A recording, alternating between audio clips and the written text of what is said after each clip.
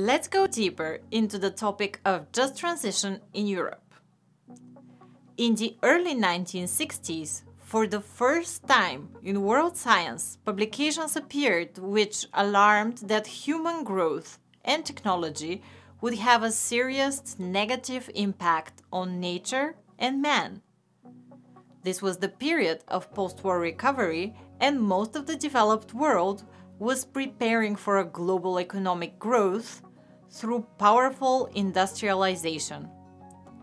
The Europe 2020 strategy of the European Union, adopted in 2010, calls for improved coordination and linkage between different policies and national strategies, including the policy and strategies for balanced and sustainable regional development within the European Union, with a view to achieving three mutually reinforcing priorities: smart growth, or the development of an economy based on knowledge and innovation; sustainable growth, or promoting a greener and more competitive, resource-efficient economy; and inclusive growth, or stimulating an economy with high employment rates, leading to social and territorial cohesion.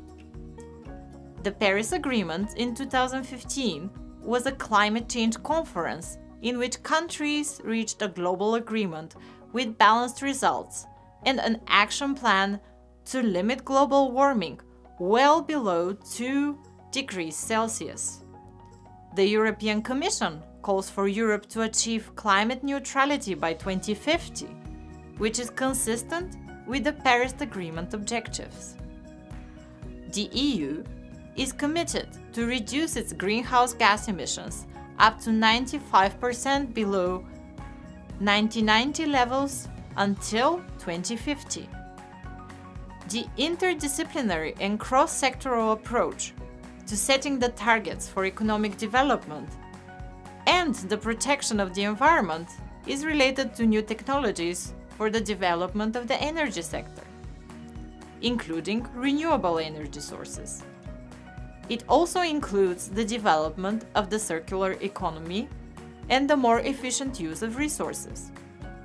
In recent decades, a significant regulatory framework has been put in place to support their implementation at both European and national levels. The Just Transition mechanism is a key tool to ensure that the transition towards a climate-neutral economy happens in a fair way, leaving no one behind.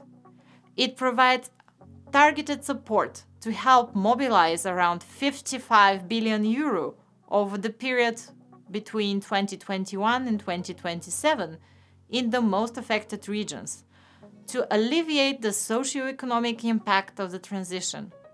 The program covers EU members as well as countries in the Western Balkans who have a separate initiative for just transition of core regions, together with Ukraine. The following diagrams explain key points about the Paris Agreement.